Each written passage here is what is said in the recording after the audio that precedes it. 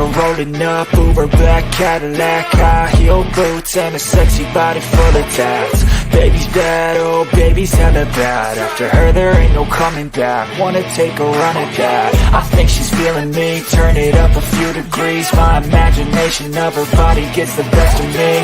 Oh gosh, she's such a tease, bitten lips, bruised knees. I'm addicted to her, need her touching me, cause she got a bad little waist. And we tearing down this place, off the liquor that we chase. Got some egos to the face, baby I don't need no space. Coming closer for a taste, and I'll show you how I make everything just fade away. Cause she's like sex, drugs, cocaine, body so insane. Jealous of the clothing that she wears up on a tight frame. All game, no shame. What is going on, everybody? I was going to say happy Wednesday. It's Thursday, right? Is that what today is? Oh, Thursday. Man, who's froze up? Is it you? Oh, this is technical issues from hell tonight. So Jason is frozen up. Chase is... Oh, there we go. Chase is trying to figure out what cables do. We're good, though. It's a great day to be alive, people. Hey, if anybody takes anything from this, what you should be taking is, if these clowns can put something together, the sky is the limit for me. That's what I want you to take away. I don't think you're wrong. Smitty's already flirting with Chase. Dang, man, it doesn't take long. Smitty's all over it. Smitty's the man. So what is going on, everybody? Happy Thursday. I have been looking forward to doing this for a long time. I saw the last one. I've been kind of burnt out from doing these lives, but I'm really excited, and I couldn't think of a better two guests to have. You guys aren't familiar with Jason. You should be. Jason's been a huge channel supporter, someone I'm lucky enough to call a friend, a fellow gearhead, documentary, and the fastest man alive for doing a 1K. Oh, shit. Now he's putting his glasses on. Now it's serious. Yeah. Oh, it's like NPR. Welcome. Y'all can check out my sweaty balls. All right, guys. All right, now.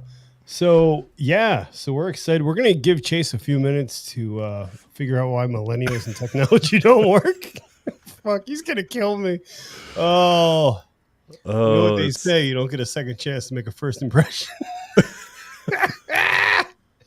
Amy Woods is here. Chicken Mama's in the hizzle.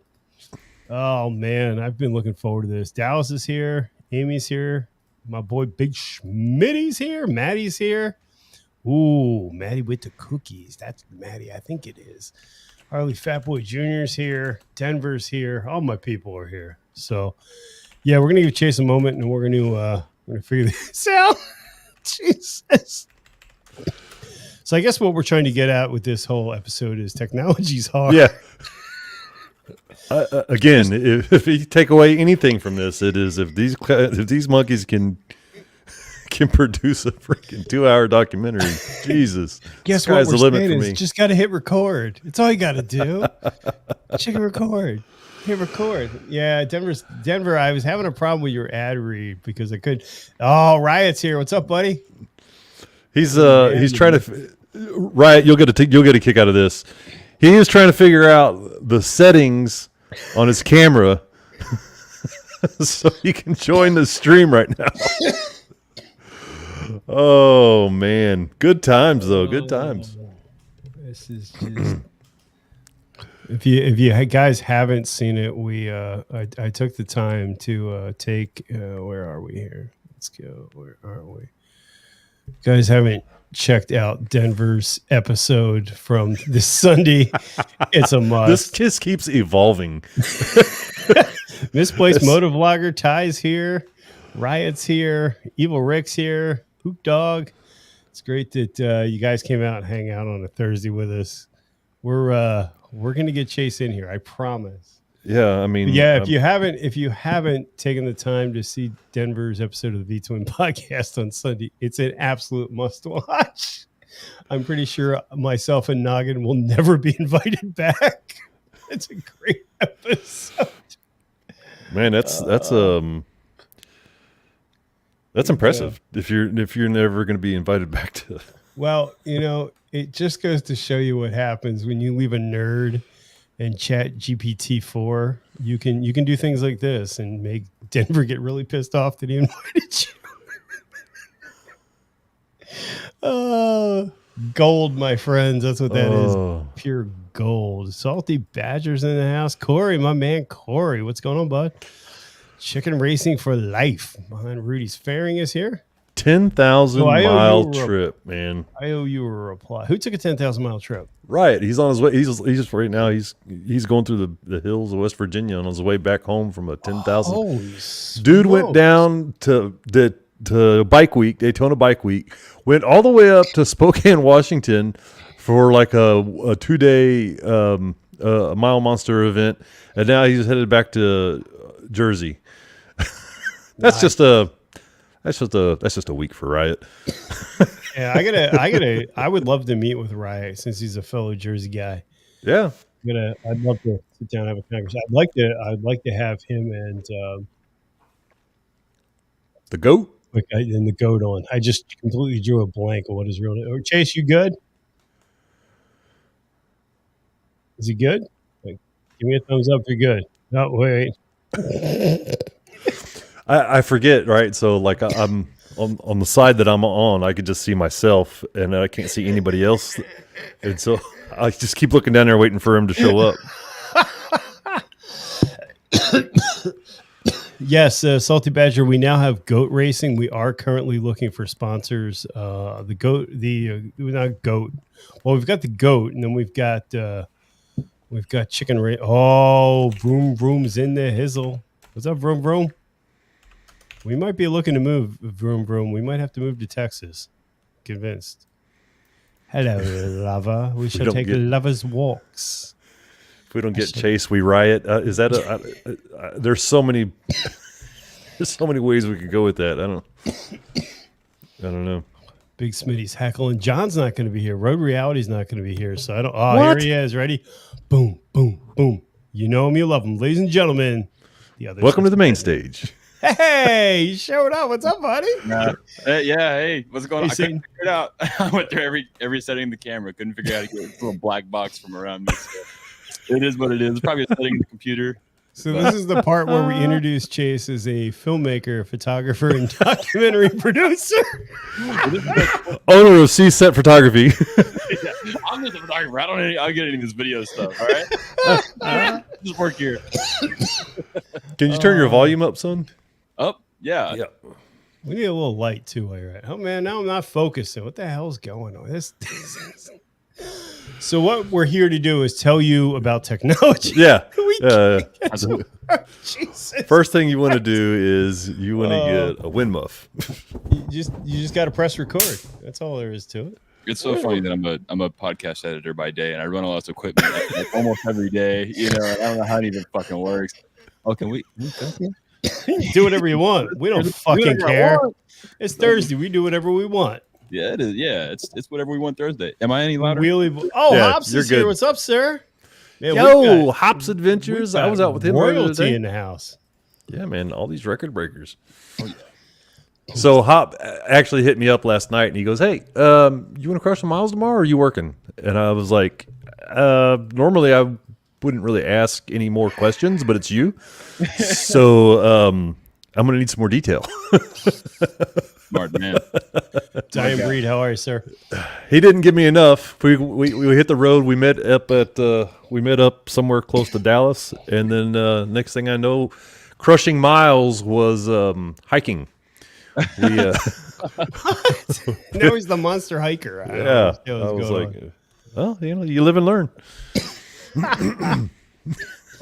Oh, Yeah, we did. I had a blast. It was a good time. Cool little place to eat on the way back. Oh, it was. What'd good you eat? times. Any good?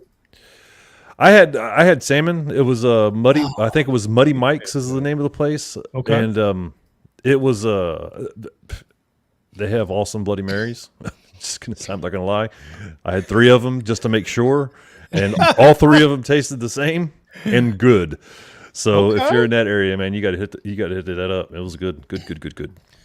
Good times. So as we started with, we have Jason and Chase here to talk about the Goat Tour of Texas. I'm really excited about this. We have the fellow monsters in the side chat. We've got Riot and Hopper in the side chat, but this is something that's I've been really looking forward to doing. So Jason and Chase have put together, what is it, 2.5 hours, your documentary? It's about 2 hours of runtime. Okay. We got probably 2.5 of extras and special messages and stuff like that. So that'll be on the collector's edition DVD? It's out now. the super collector edition. But so I thought it'd be really cool if you guys follow my channel. I'm a tech nerd, so, and Jason's been a huge inspiration to the channel. And someone I'm glad to call a friend, and I get a chance to meet Chase. So I guess why don't you guys talk about it? What's just at a high level, talk about your documentary, and then we'll get into it. Okay, Chase, you go first. Bastard. Boom. Man, it was a once in a lifetime opportunity, and from what I hear, it seems like we might have a second opportunity for the once in a lifetime opportunity. Oh, But and we'll get into that later. But yeah, so I think I was the last person to find out that we were shooting a documentary. My dad. I was the second to last.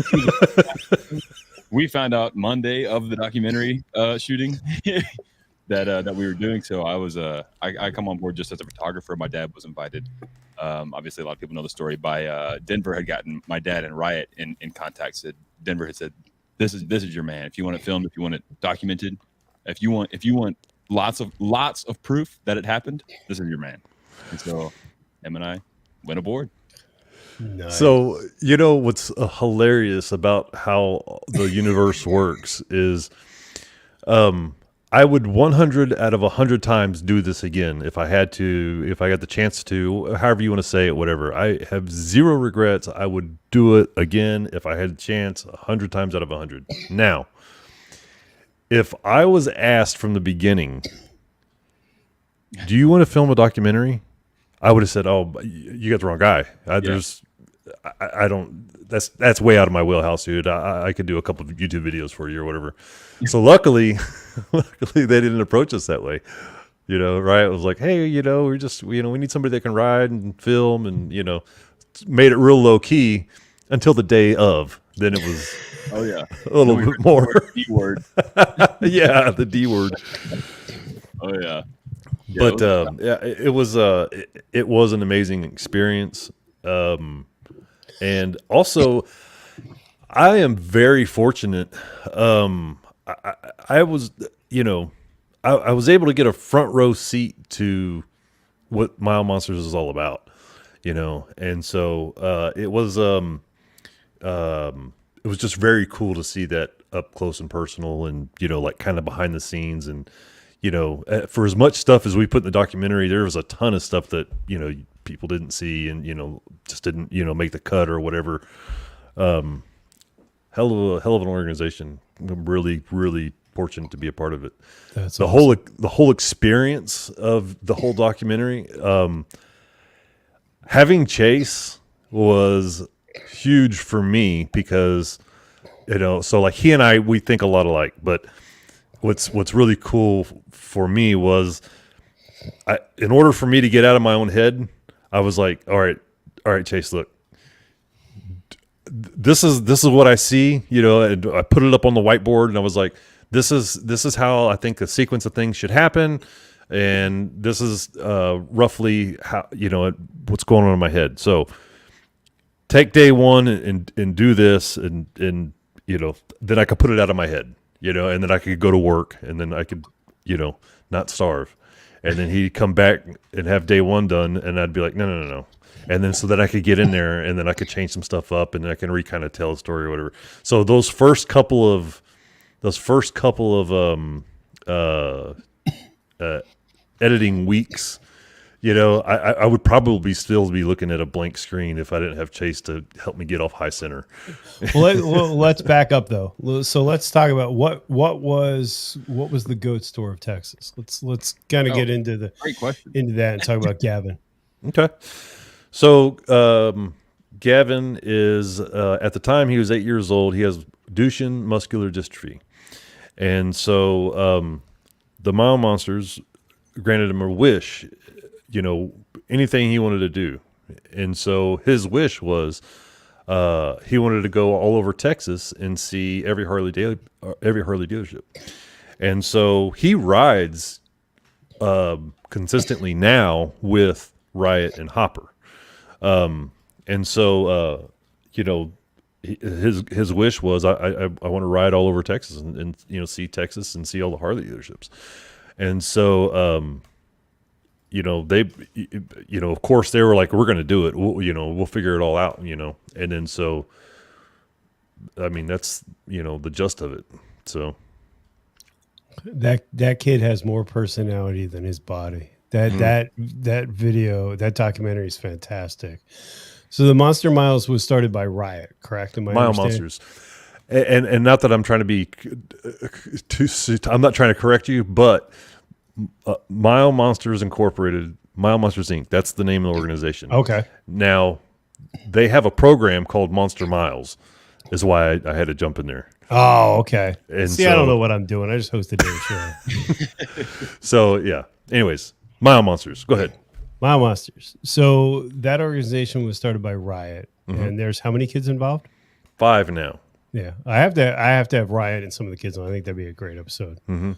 But so there's 5 of those. I think that's fantastic. So talk to me about Denver, who just likes to start shit and dump problems on people. So he calls you and says, "What? What's the pitch to this?" He goes, "Hey, I might have screwed up, but I volunteered you. I volunteered you to do some video recording for this trip that Riot's got going on, in July." And so I was like, "I'm down. Of course I'm down, but what am I down for? And he's like, I'll put you in touch with Riot. Y'all work it out or whatever." That's a Denver response. And so I was like, all right, cool. I was like, it sounds cool, but I had a lot of questions, and I usually have a lot of questions about everything anyway. And so I was like, all right, so, about this kid, is he actually going to be riding, or is he going to be like, we're going to put him on a bike and, he's going to ride the, 5 minutes into the, whatever. Try being married to Denver. Yeah. Well, no, that's your wheelhouse there, Amy. Cross the bear, mama. Everybody's got their cross to bear, and that's yours. So I had a lot of questions, and so like the minute he gets off the phone with me, he sends Riot my contact info, and Riot's always riding. He's always doing something. He's a busy guy, and so like I started writing down all the shit all these ideas that I had, and I was like, oh, we can get drone footage, we can do this, we can get these shots, we can do that, and all this stuff, and then so it was like, I don't know, 3 or 4 days go by, and then so like I reached back out to Denver. I was like, hey, dude, this guy Riot he hasn't called. I was like I feel like I was being stood up on prom date or something. I'm like, what's going on here? Did I get replaced already? Shit. He saw my YouTube channels, what happened, and he was like, no, not that guy. And so anyways, well, he puts out one video a year. He's got to be good, damn it. So but no, anyway, so he hit me up, and of course, the rest is history. That's awesome. So, Chase, how did you get involved? Because I kind of have a feeling I know. You just got a call from your dad being like, guess where you're going? Yeah, well, it was a lot like, I think it was like a Misery Loves Company kind of thing. You got voluntold? I think he was a little scared, big opportunity, big chance to really fuck something up. And he was like, I'd love to share this with somebody.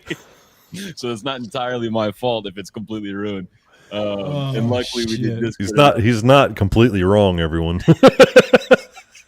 Yep. It's a lot easier to say they fucked up than Jason fucked up. Oh yeah. And I know this because we think exactly alike, like you said earlier, right? And so this is exactly what I would do if I was in his It was like, you want to shoot this with me? And I was like, I mean, I'll take some photos. That's exactly what I did. Yeah. But yeah, like you said, the rest is history. Yeah. So the first couple of calls that I had with Riot, we started getting everything worked out, and timelines and a map, started to surface, and real plans started happening.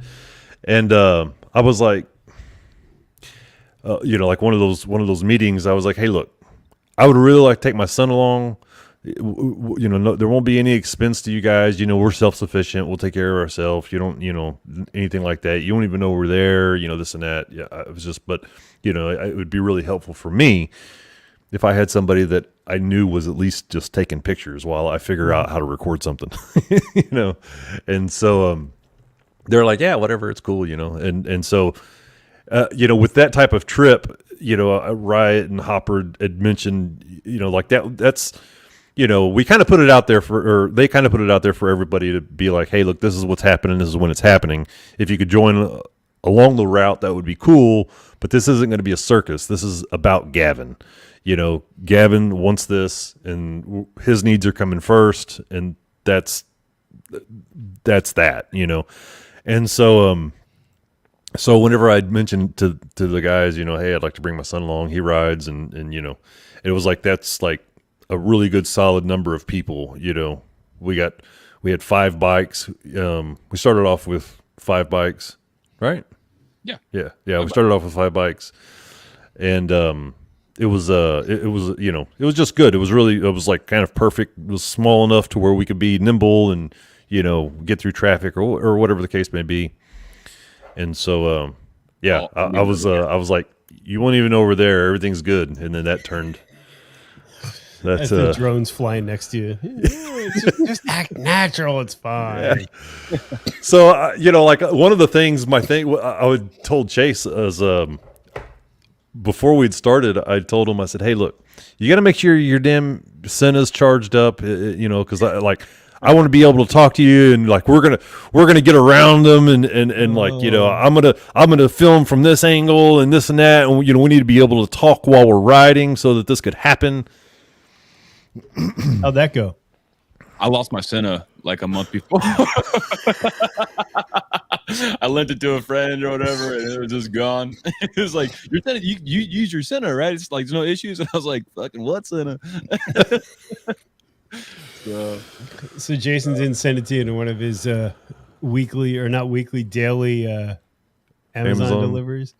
I mean, he's actually got 2 of them in his office, like leftovers from. You probably don't know that, but I do. I got a couple of them in there. But so I had this grand idea of how this was going to go from a photography and videography standpoint, for a perspective. You know what I'm saying? And so, anybody that's ever recorded anything, and put it on YouTube, you do a couple of those and you got an idea of, okay, I think if I put the camera there, or if I talk to the camera like this, or, when I'm not looking at the lens, it looks weird. Right. I mean, you pick up on these things. And so like, I was like, I'm going to apply all these things that I've learned over the couple of years that I've been doing YouTube, and this will be fine. This will be great. Be no problem. So what had happened was these guys ride.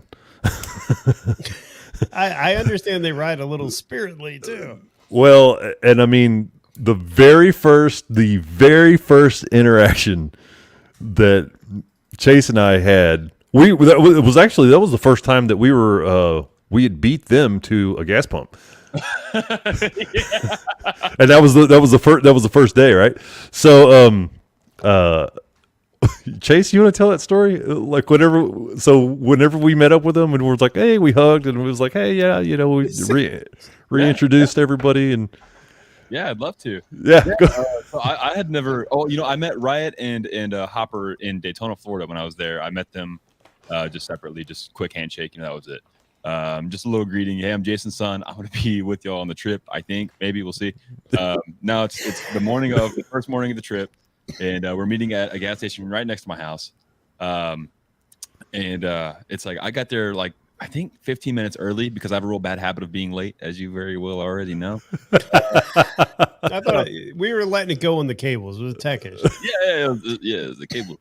No, but I was there 15 minutes early, and I was like, cool, I got a second to relax. Then my dad rolls up. I was like, sweet, he's on the same page. And then all the fucking monsters show up. Like, this wasn't the meeting time, guys. I wanted to go inside, get a coffee. Yeah.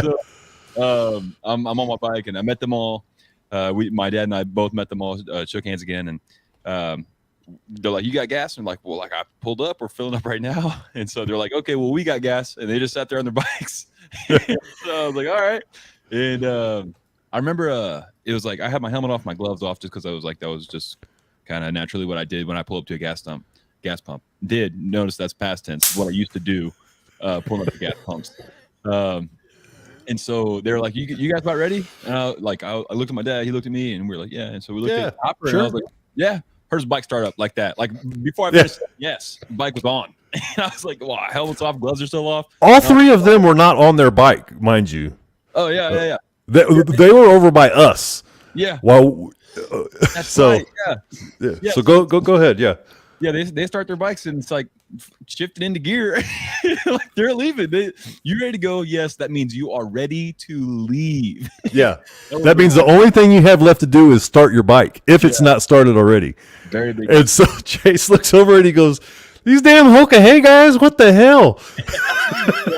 So that was our first meeting, and I was like, all right, well, I don't know if blasting ahead of the pack is going to be much of an option, you know? Yeah. Oh yeah. You know, so yeah. So how did you prepare for this, right? Because I can't imagine. I mean, it's enough to do any sort of production, but to bring that kind of gear with you, and you did this for how many days? I don't recall. 8 days. 8 days. 8 days, and it was really close to 4,000 miles when it was all said and done. Damn. And the first 2 nights we camped. So, you know, you bring a tent, you bring, you know, of course I had a mattress. And a fan as well. And a fan. I had a fan too. We had, I will say I had like this much space in my bike that I use for clothes. And everything else was gear of some sort. It was, you know, camera gear, tripods, drones. I had, you know, we had several different lenses. This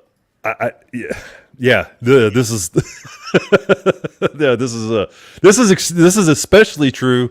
You know, especially true when somebody's trying to record you. You know, it's like, hey guys, if you could just slow down to 90, we could stage some kind of cool little transition, whatever. There's a part in the movie that I love when Riot's talking about going fast or something. He tells Gavin, "We don't talk about how fast we're going." Don't say the number. Remember, don't say the number. Yeah. Oh yeah. Yeah. So yeah, there was the preparation was very different than the execution. So,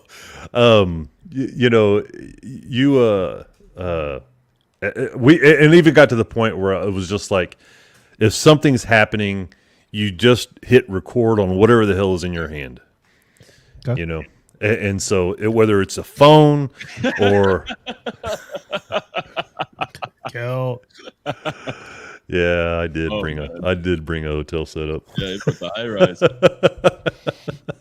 touch on your point, I mean, I've heard it all the time in photography, right? The best camera is the one you have on you. You know, and that was the case very much with the tour, and it shows a little bit in some spots. You know, you'll see some things were just shot on poor settings with a poorer camera. Whenever it would have been nicer to have on the RP or whatever, but it was like, we're not going to tell Gavin to repeat what he said. You know? Yeah.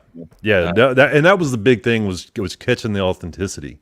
Mm-hmm. You know, so the preparation was, I had all this gear, we had all this gear, and when it come to execution, it was just like, I used the drone one time. That is the worst when you pack stuff and you don't get a chance to use it. Mm-hmm. Yeah, and so like we had lenses, we had I had batteries for days. It was just it would have been cool to be able to do all that stuff, but at the same time, it would have just been a totally different outcome, different movie altogether. And so one of the things that I am very happy about, and this took a minute during the editing process for me to kind of get saddled in, was, especially Brad, you especially know this, because we nerd out all the time. Like getting caught up in the actual details of the video. Oh, it has noise. It's not exactly, the lighting is off. There's this, there's that, and so it took a little bit for me to kind of swallow that and forget it, because it's really not the important thing here. And coming from what I've always done, that was always the important thing for me. You know what I mean? Because I always have quality stuff. I don't do peasant shit. You know what I mean, right? And so, it took a minute. It took a minute during the editing process for me to, like, I guess, realize that or remember that or whatever. And then so I started. I kind of shifted gears a little bit, and I was kind of excited to use the shitty footage. You know what I mean? Like the cell phone footage where it's all blown out or whatever, because you could hear in the tone of the voice of whatever was being said or laughed at or, whatever, it does something. You know what I mean? It adds value to the show. It adds value to what's going on. So so between the two of you, what did you have? Obviously you had GoPros. Chase had what, your M50? Yep. Yeah. By the way, you rocked the hell out of that. And I love the lens setup. So how do you prepare for that, right? Because I've done shoots, but I've never had to travel with that much gear other than in a car. In a car, it's pretty easy, right? You can fit anything in a car. Yep. So I had at that time I was on CUDA, my 130 None. CUDA. And I had just my tour pack, and like I said, I didn't really pack a lot of clothes, and so I had a seat bag, and it was a lot of it was gear. I had a seat bag, and then I had another bag on top of it. I had a Thrashing passenger bag that I had strapped to the top of it, and so we get to stop one.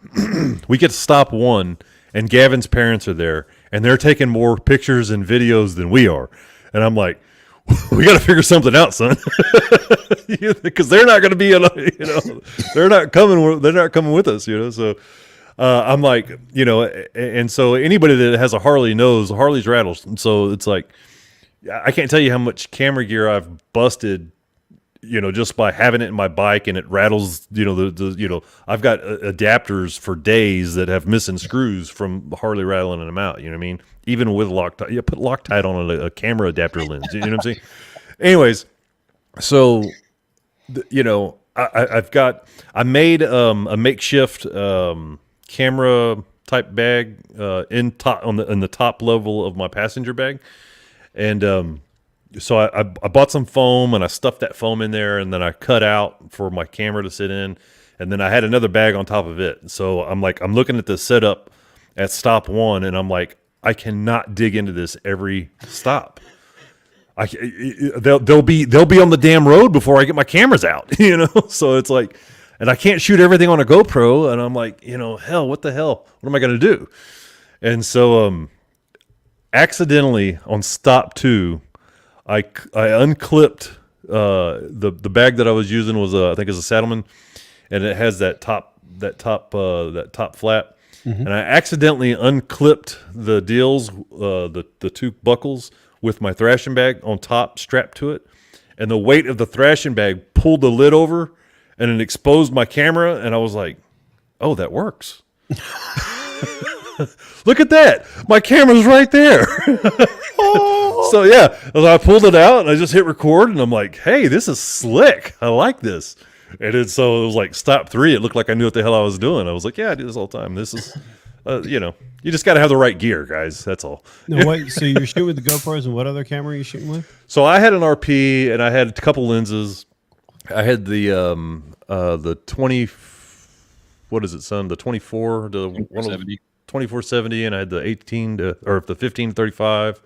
I had a 50 prime, and I had the DJI Pocket 2, and then I had 3 GoPros on my bike, and then I gave Riot and Hopper each their own GoPro, and then Chase had the M50. Of course, everybody's got phones.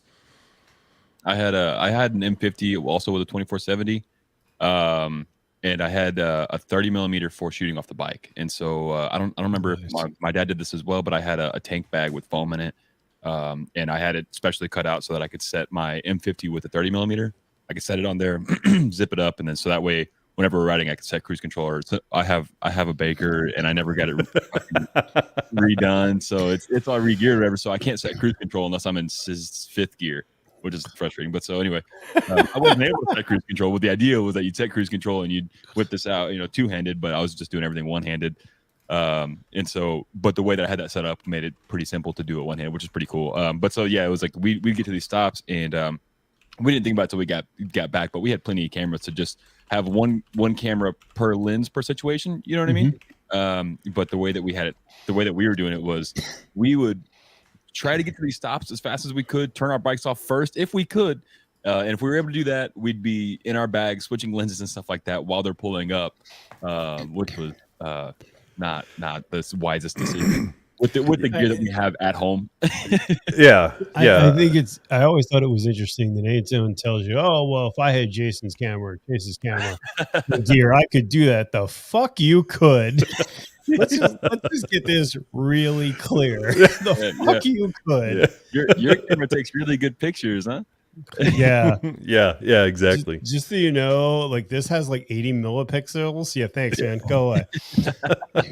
That's no, it's I can't imagine, especially too in an event like that it's a one and done, right? There's no you can't you can't have Gavin or his parents or Gavin make a motion.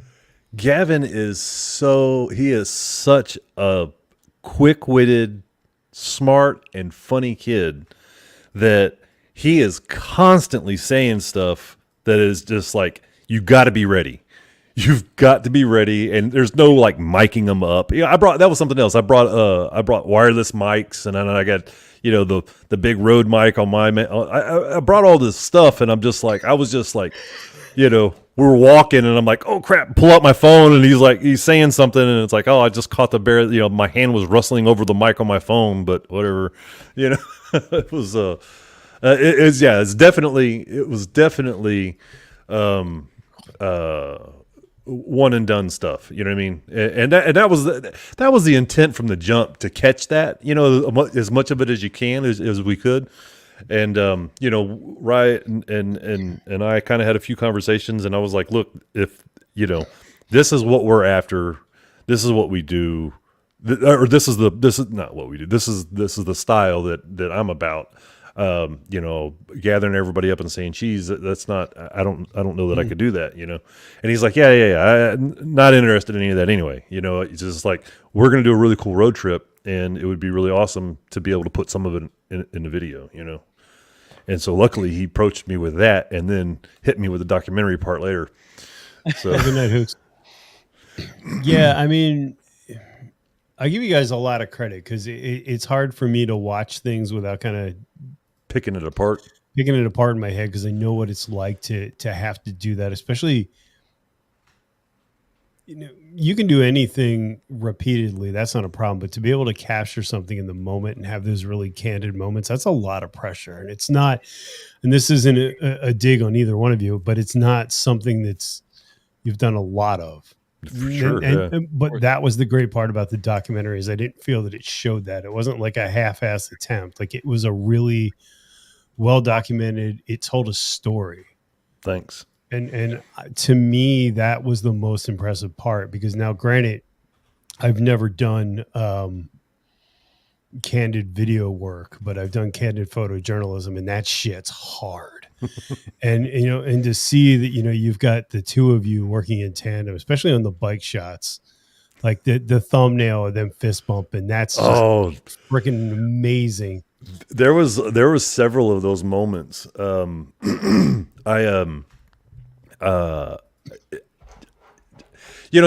watching the monsters, with Gavin was impressive in and of itself, but.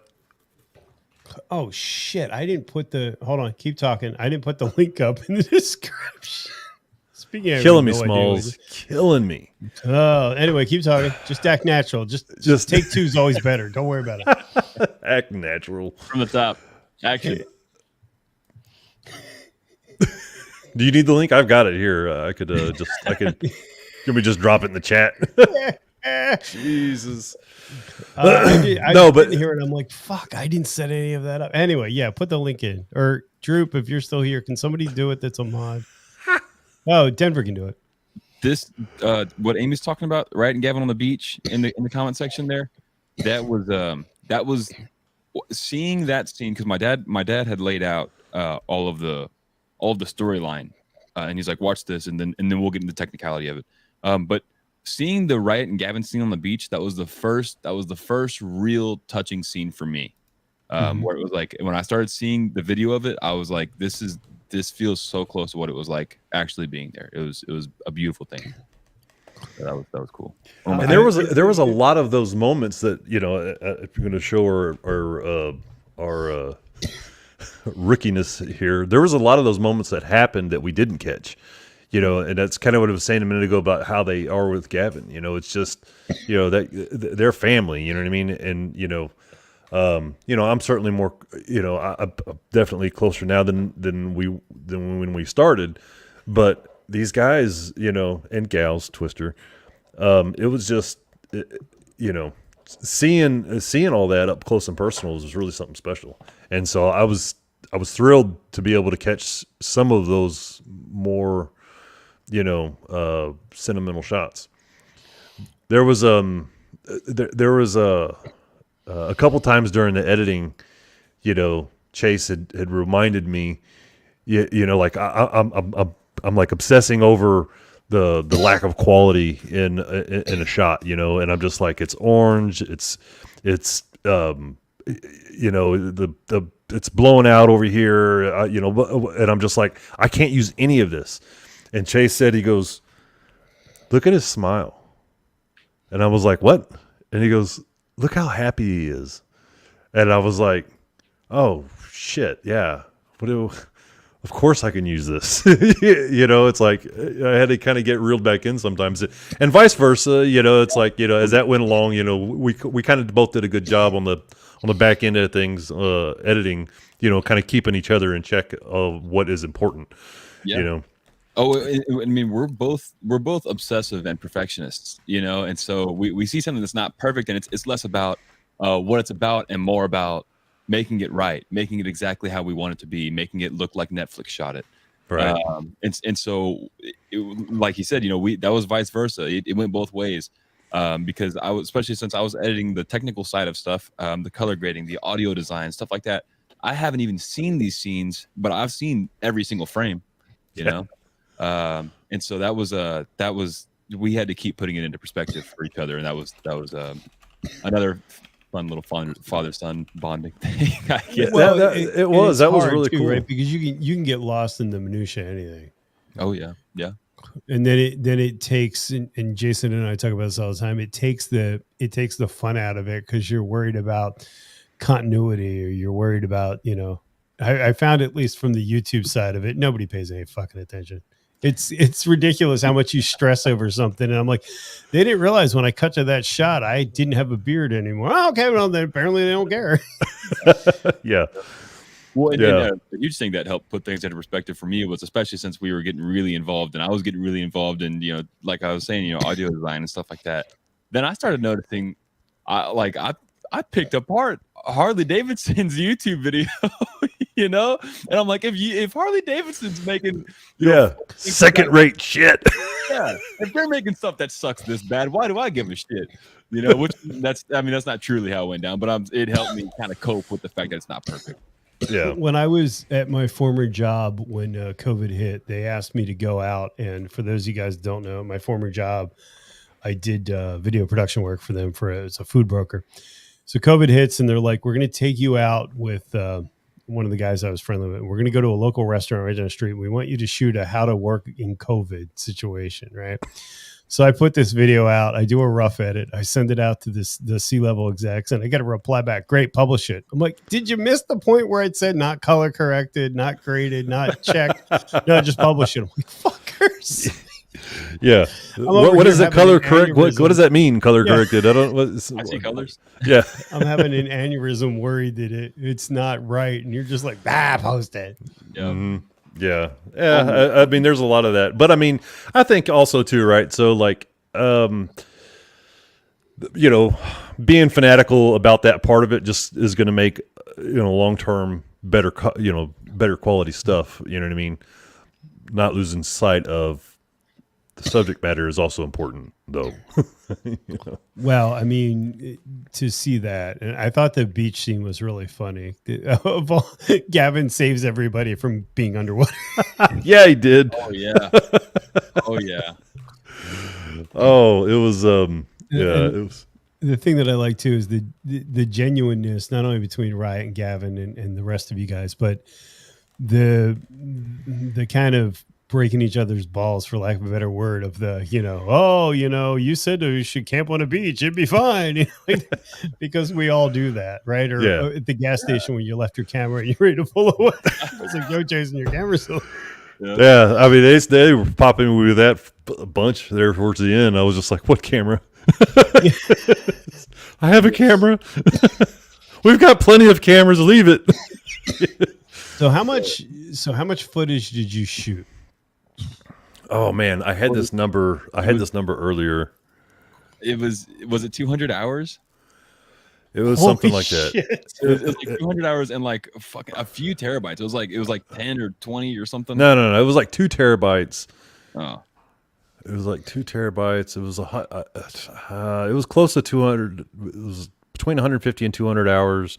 There was over 4,500 files between, pictures, videos, all the stuff. And that's not including the stuff that I had asked the monsters to send over. That was just our stuff. And that's not including the stuff that we deleted either. I mean, we deleted everything. Those were the finished. These are the usable things that we can have. Mm-hmm. Holy shit! I overshoot. Of course. Deleted all the photos I didn't want. I ended with I think 400 photos, something like that. I don't know, maybe it's 200. But regardless, yeah, it was over 4,000 files. And we, between the two of us, have seen every one of those files multiple times.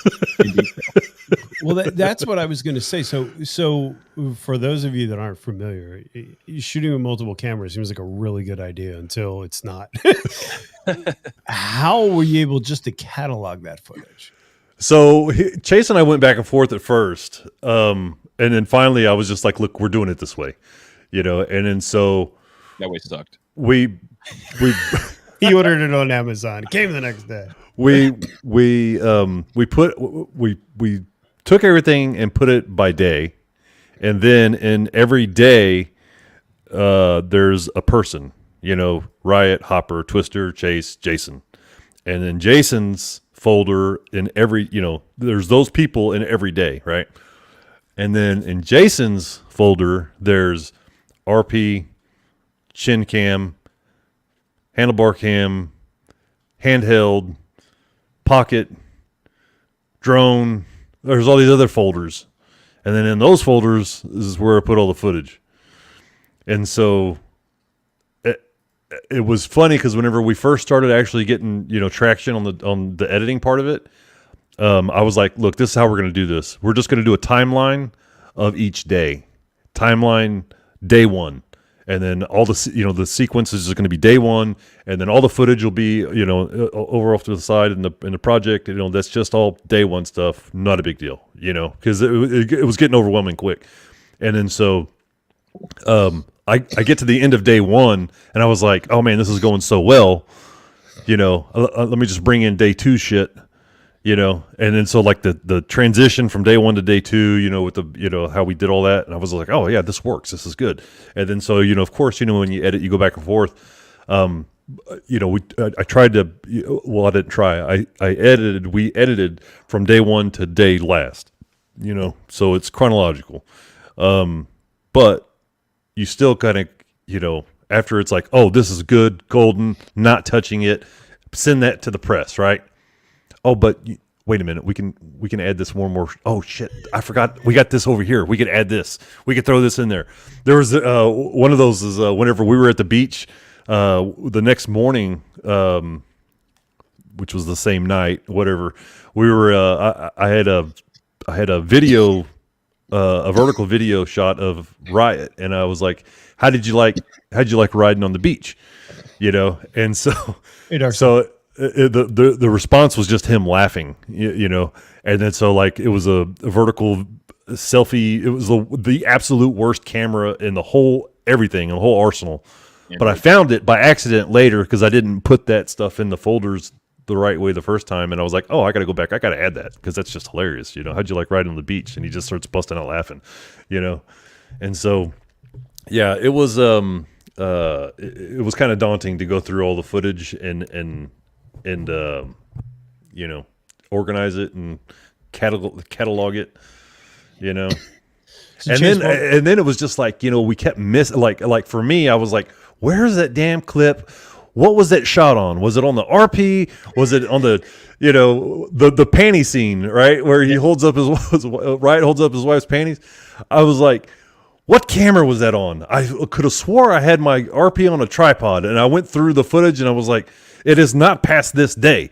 You know what I mean? So it's like, I'm looking at the video and I'm like, oh, okay, this was before we hit this stop. And so I know it's before this. And it's like, it was crazy kind of going back. That was probably one of the more challenging things, was just trying to remember what because you were there, you lived it. And it was like, as the story's cutting together, I'm like, oh, did we get that? This would be perfect if we could put this in here.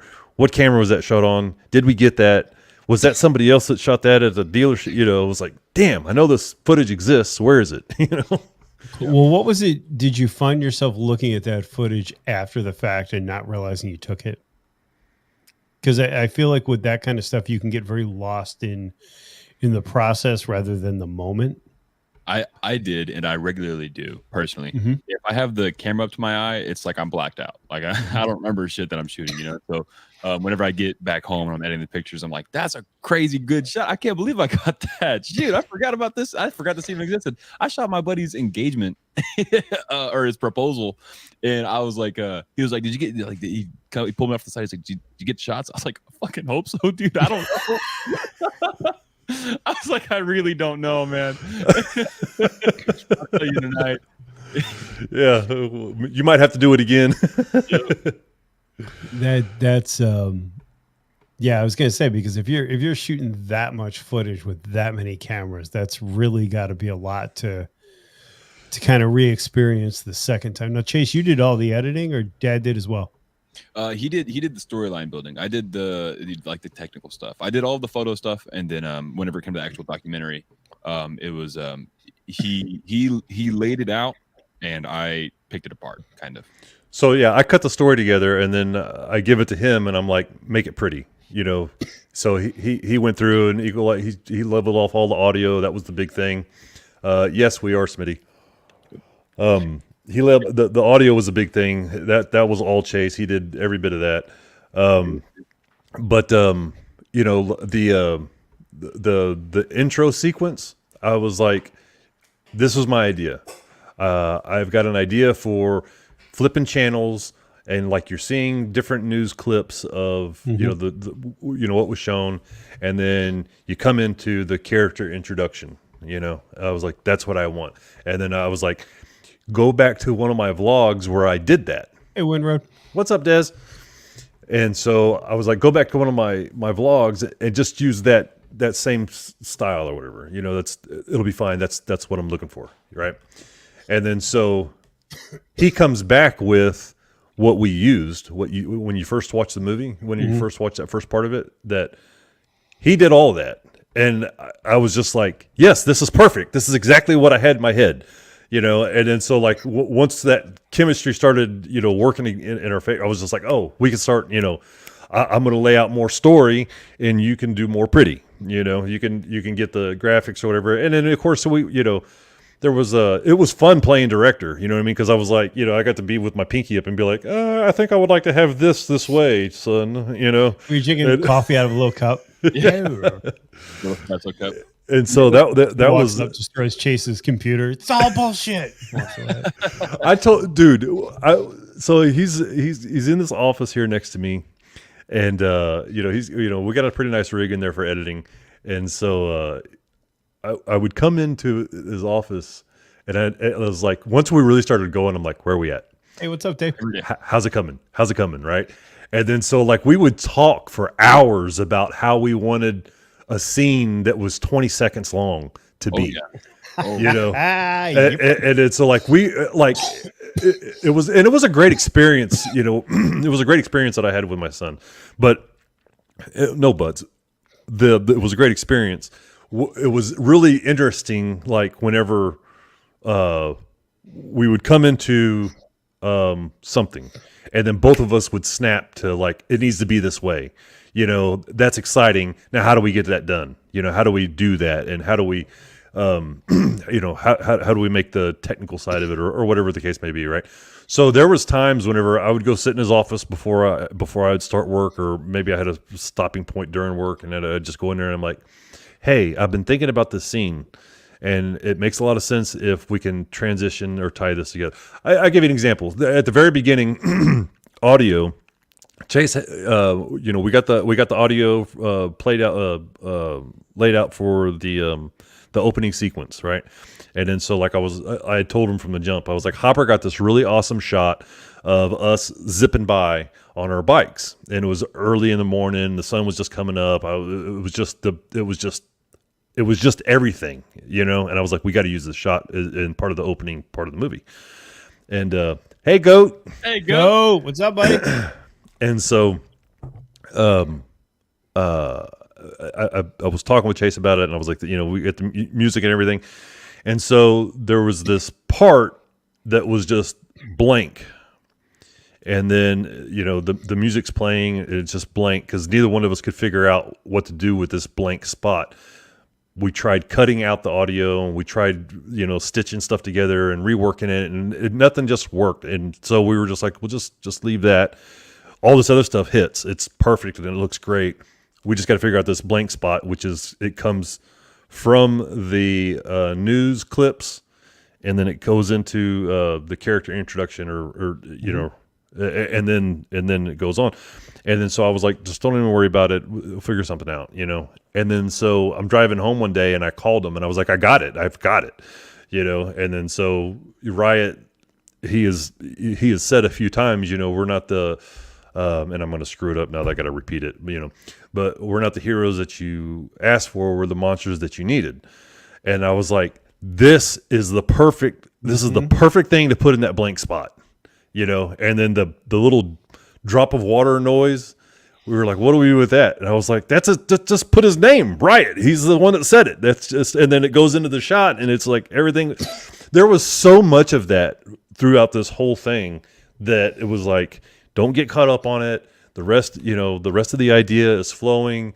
Don't get caught up on this front part. It'll be fine, you know. And it was. There was a lot of stuff that worked out good, and we didn't really cut a whole bunch of stuff that, you know.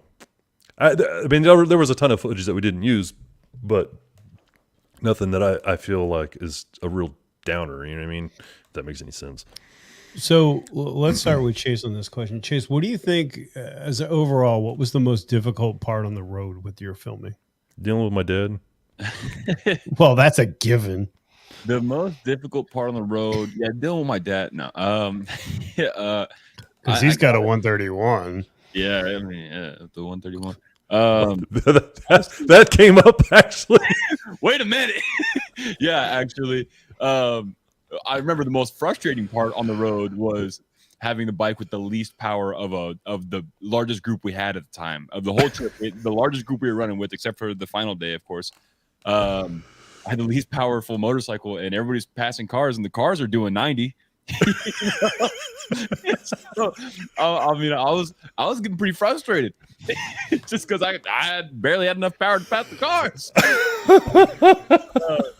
No, but other than that, the most difficult, consistent part of it was just being fast enough. You know, I wouldn't dare to ask anybody to slow down because it's going to ruin. It's got, in my opinion, I think it would have ruined the flow of the trip. So I needed to figure out how to be more efficient, and I was getting more efficient.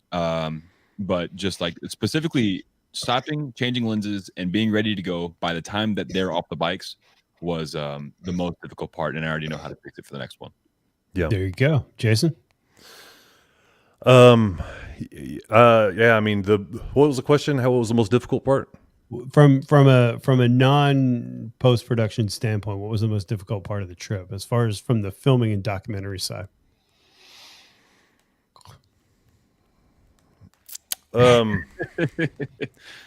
Yeah, go taking my food. Honestly, that wasn't that big of a deal.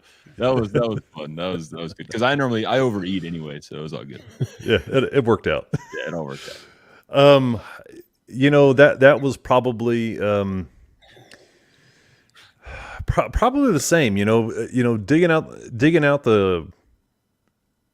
the camp, being ahead of them, and not just riding, but everything. Like having your camera out ready, recording while they're unloading Gaven off the bike. They got to pick him up and put him on the bike and take him off the bike every time, and so it's like, we're pulling up to a stop and it's like, I can't just park my bike because, we're a group, you know what I mean? And so it's like, where are you guys going to be? Where are y'all going, right?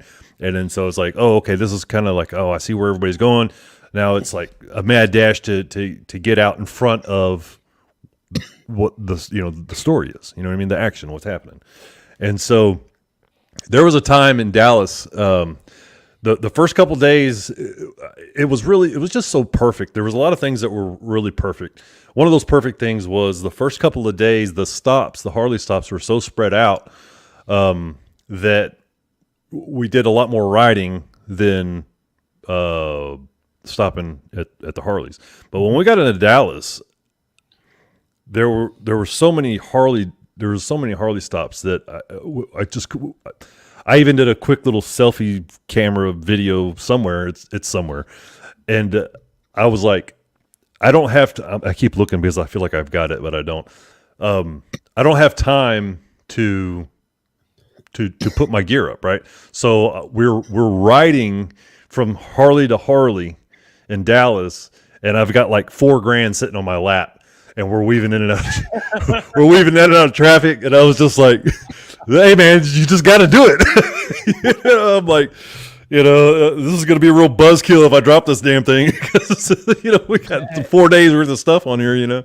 I remember one time I changed from the because I told you I had the 30 millimeter sitting on my tank bag and the 24-70 in my saddlebag, and I was like, man, we're getting to have so many stops. I think it might be just worth trying to switch them on the road. So I open up my saddlebag and reach into my camera bag.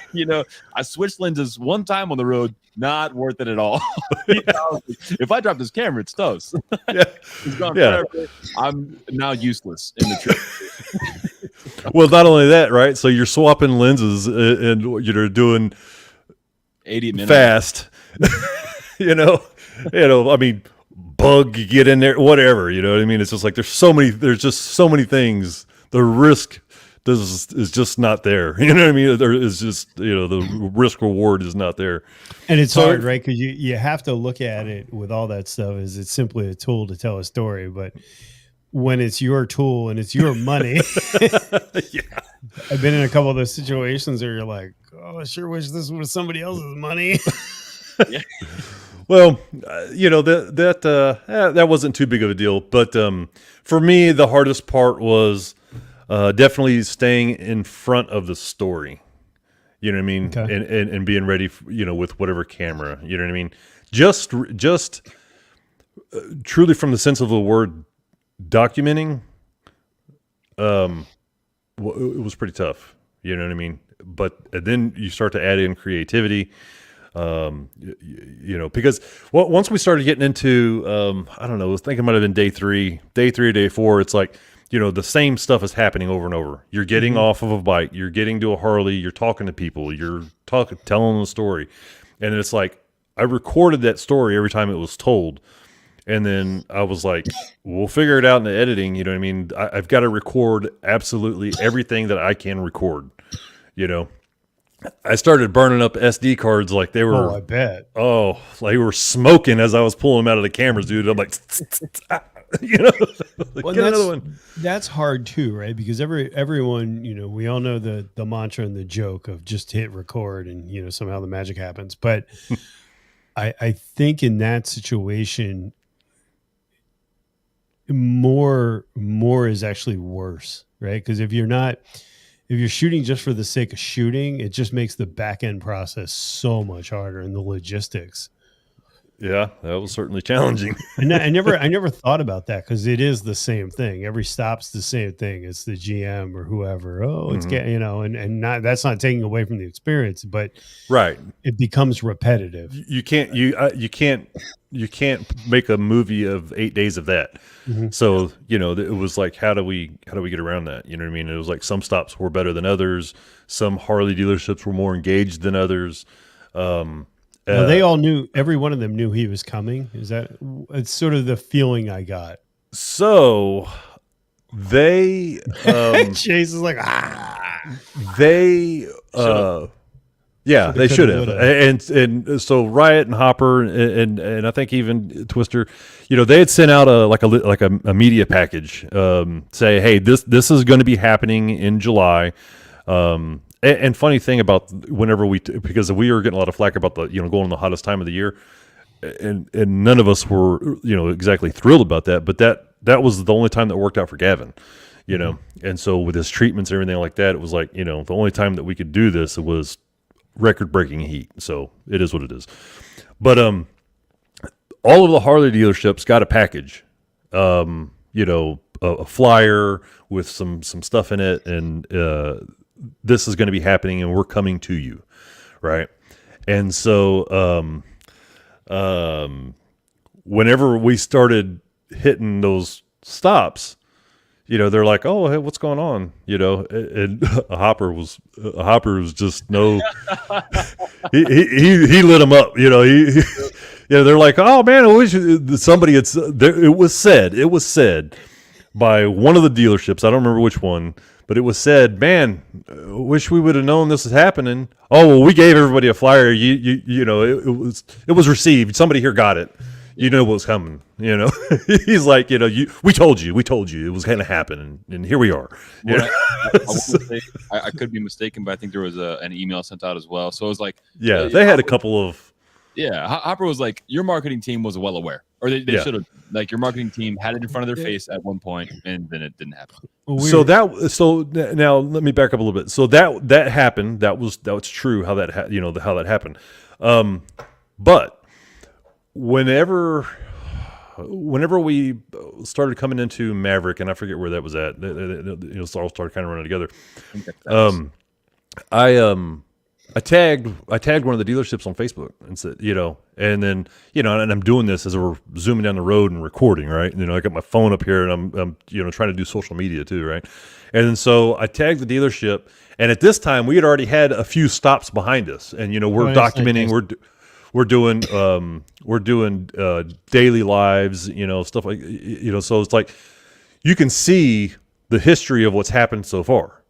And so I tagged this one dealership, and they were waiting for us when we got there, and it was really cool. And it was like a big light bulb that went off. It was like, oh, look at that. And so then we started tagging. It was just, by the time we got to the last dealership, it was a really well-oiled machine. And it was like, we learned a lot as it was going on. You know what I mean? And so, like, in their defense, right, it's like, how much stuff do you get in the mail? You know what I mean? And how much, you know what I mean? Well, I mean, so it's like, I'm sure they get so many flyers every month about people promising they're going to do this and that. And I get it from their point of view. I definitely get it. It kind of sucks. We weren't able to be more in front of their face. This is definitely happening. We're definitely doing it.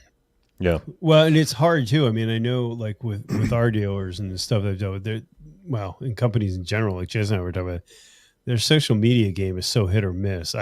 Yeah. Oh, yeah. So and exactly to that point, we would tag some of these guys, and we'd show up, and they're like, "What do you mean you tagged us?"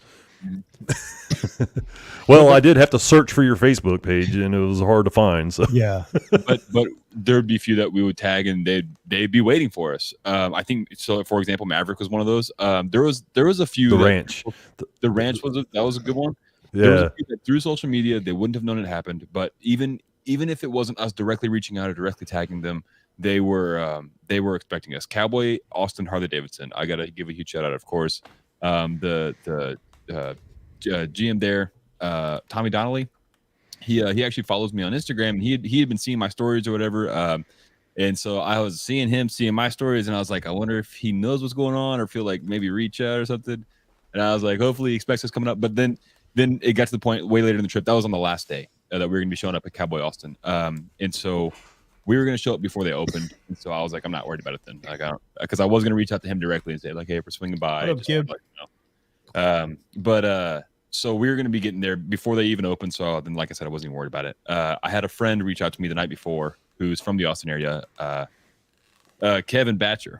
And he said, hey, I can reach out to Tommy Donnelly, let him know y'all coming up. I was like, it'll be early in the morning, you know. And then I texted him that, and then I went to bed. You know, like I didn't think that happened. I woke up to a text from Tommy, and he said, hey, like, what can I do to make this like memorable? You know, like, what can I do to make this trip special? Awesome. They were all there before they even opened up. They had a gift basket for Gavin, you know. And there was a lot of people there before they opened up. Oh yeah. Not just a couple of key players, you know. It was awesome. Yeah. It was so cool. And so we had a good handful of dealerships like that. Corpus Harley-Davidson didn't even know we were coming out. I'm thinking when we showed up, they got every person in the building around to tell Gavin he's a rock star. And we even talked about it in the documentary. That was the first real big welcome we had, and that was a really, really good sign for us. That was really exciting. Yeah. And that's not to take anything away from anybody else, but it was just like, you know, some of these dealerships, they just operate differently, you know. Yeah. Well, Springer Mike had said, and I thought it was great when they let Gavin rev bomb the bike. That was freaking awesome because he dug into it too. Yeah. He wasn't playing. Oh, yeah, there was so much right about that scene. Oh yeah. Okay, the dude's voice, just the way he talks. The you know, so the salesman was like, I don't know, you know, and then like the manager or the sales manager, whatever, he's like, rev it on up, man, let's have a good time. You know, it was like I was, oh man, everything about that was just badass.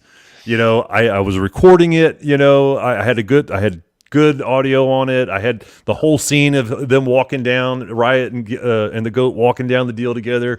You know, that was one of those things that, you know, everything was right, you know. And then of course that thing, right? Everybody was recording. There was lots of footage of it, you know.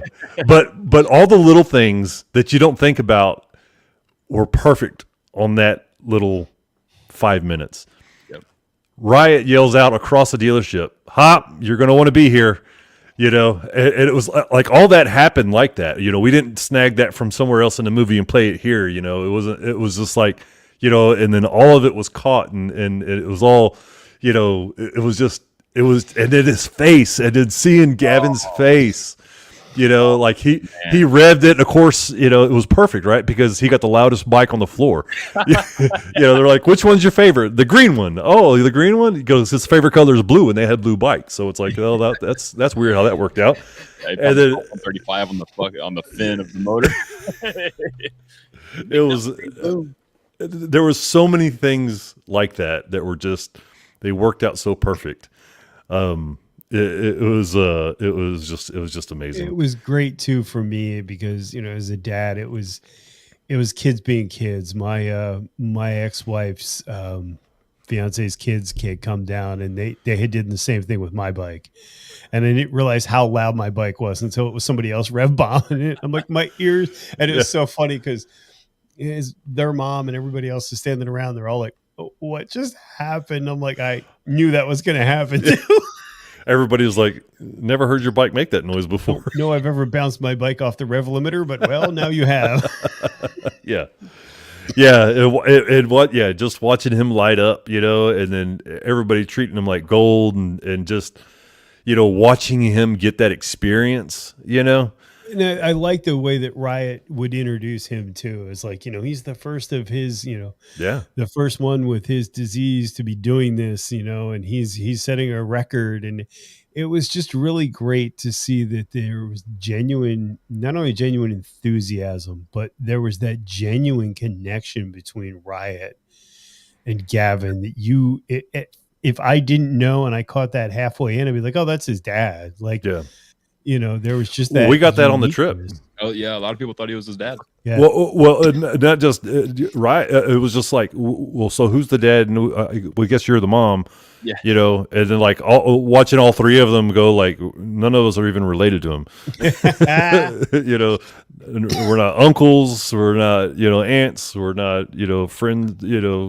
This is. I love too when I forget who it was, but somebody made the comment. Oh, maybe it was the beach scene about how he sleeps on the bike all day, so then he's up all night, and it keeps cutting to him like. Yeah. Yeah, we had some fun with that, putting that together. I like too the dealership that did the let him ring the bell with the music and stuff. That was Republic really cool. Harley, yeah. And so they have an announcer there, and he's another one of those that just has the voice, right? And so he does this big production anytime anybody buys a Harley, and so if you go to Republic's social media, you'll see it, you'll hear it. You'll hear the WWD intro or whatever, and it's they got AC/DC play. I mean, it's just a bitchin' experience that they make, and so they gave that experience to Gavin. It was like that was the stop where I was getting my bike serviced, and so they're like kind of writing up hey, what's going on, whatever, and they're like, where's Jason, he's about to start. They're about to start this intro. We need the camera guy over here, and so I was like, what's happening? What's one of the times that I'm just like, I'm like, well, it was like this close. We almost missed it, and no. And then the ranch, right? So like when we got there, they stayed way past, whenever they were going to close. Yeah, they had a charcuterie table out, not just a board. Yeah, I mean they put a big spread of food. Some gals there made this really nice poster. Welcome Gaven the Goat coming. It was just the guys at the dealerships that participated. They really participated. And it was just it was great watching our buddy get the royal treatment. It was really awesome. I mean, you guys did a phenomenal job telling that story. I like and I had never thought about this, the whole beer cooler experience. You want to tell that story, please? So I don't know how it got introduced. Hopper introduced the beer cooler to Gavin, and I didn't know how that happened, but he says, we get to a stop and it was, 108 degrees and, middle of the day and it's only going to get hotter. And, Texas. We're consistently stopping, to make sure that he doesn't get overheated. He's got a cooling vest. He's got all, like we're swapping stuff out and making sure that he's got, he's taken care of. Right. And then, so he says something about a beer cooler, and then Gavin's like, beer cooler. And it's like, what is an 8-year-old fascinated about a beer cooler for, right? And then in the video you see, we go in there and it's just like, everybody's like, and then so we moved, I moved some boxes around. We made a bench and a chair, and it's like, let's, we took our drinks in there, and it was like put our feet up, and it was a good time. He was very happy about that, and then so he's like, it was all beer coolers until he started getting pickles. That's really cool. I mean, I think you guys did a fantastic job, and for a little boy that clearly you could tell enjoyed every second of it. I mean, that's what I think really made it. And one of the things that Kim had brought up in the podcast or somewhere along the way, one of the things that she really liked was he was one of the guys. He was in every conversation. He was he wasn't like it wasn't like a third wheel or whatever. He was doing biker shit. He was riding, and sure, he got to sleep some, but he's doing stuff that, grown men can't do, or wouldn't do, and, he was in every conversation we had. No doubt. He was in every conversation, the raunchy ones, the funny ones. It didn't matter. He was there. He was with us, and I mean, really, we were with him. You know what I mean? It wasn't, it was not,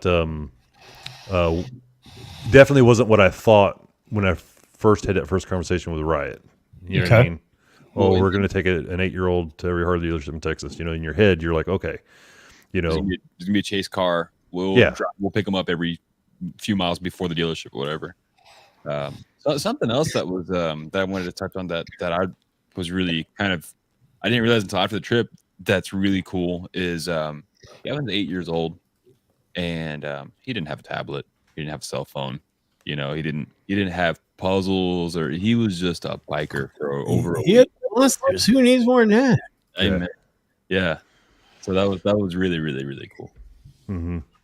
And like Hop had mentioned several times, he was like, he expected a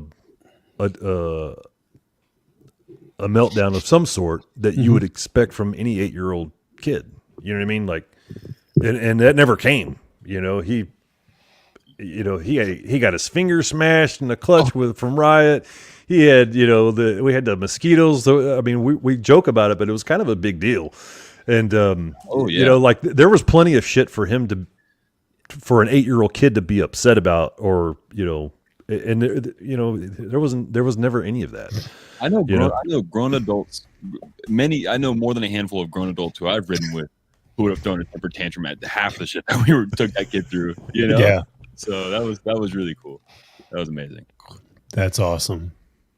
So I guess what, and I always like to leave it in the guest's hands, but what would your closing thoughts be? Where can people support this? What do you guys have planned next? Plug your social, whatever it takes.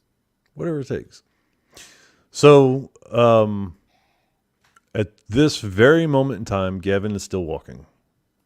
And so, like in the movie, it was said, a lot of kids lose their ability to walk around 10 years old, and then by the time this thing hit the theater, and that hit hard. So we're coming up on it. They just had to move. They just had to move from the house that they were living in into a house that's wheelchair accessible. Mm-hmm. This is something that they are dealing with, and they know that it is going to happen. But as of right now, he still gets around. Mm-hmm. He goes to therapy. He does these physical therapies that so that he can keep doing this. So that he can keep walking.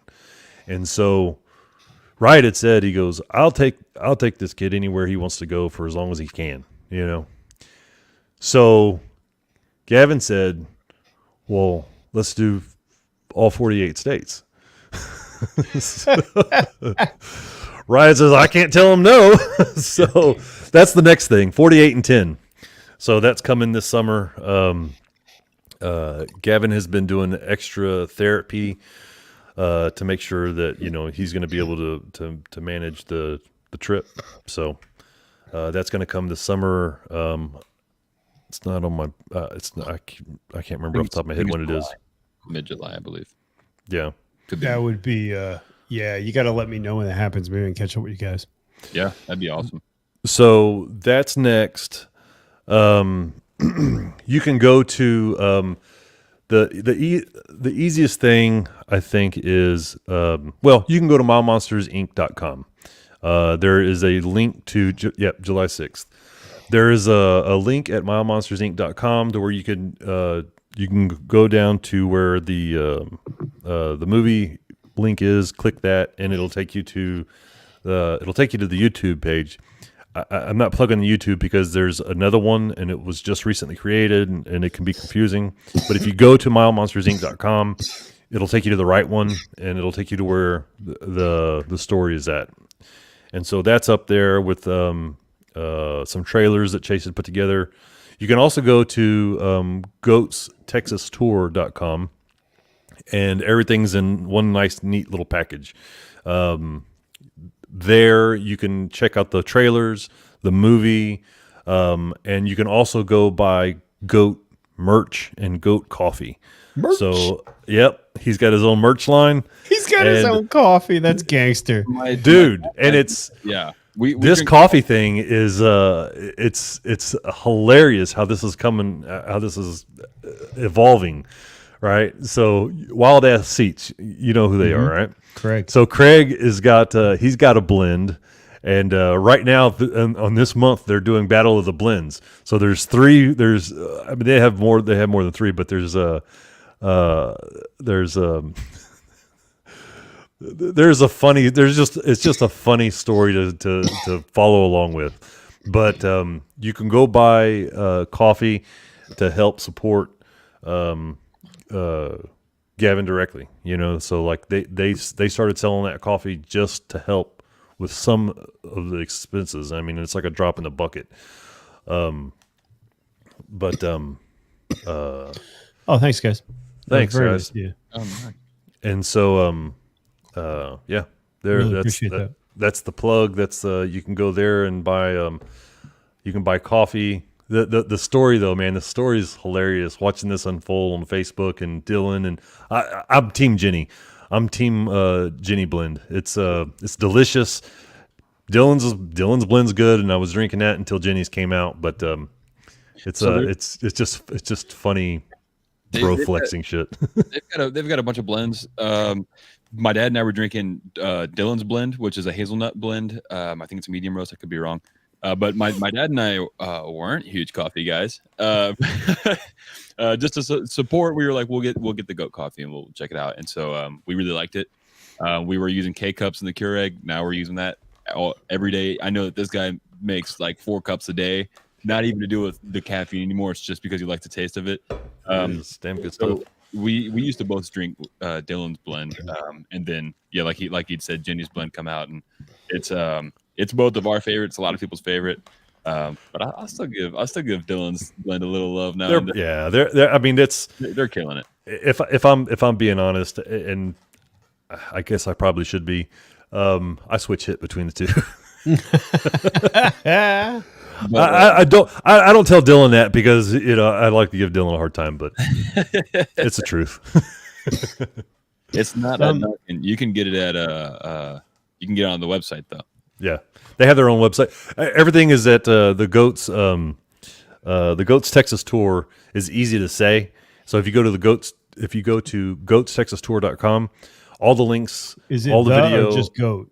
I'm adding it to the description. That's why I'm asking. It's Goats Texas Tour. Because apparently, as a YouTuber, you should actually post shit. I totally feel so bad. I forgot the link. The comment is failed to post to Brian the Biker. Okay, well I tried to post it, but what can you do? Where is it? I got to approve it. Anyway, I'll make sure that it's in the description. But that's awesome. Chase, what say you, sir? What's that? Closing statements. Man, I can't wait till July.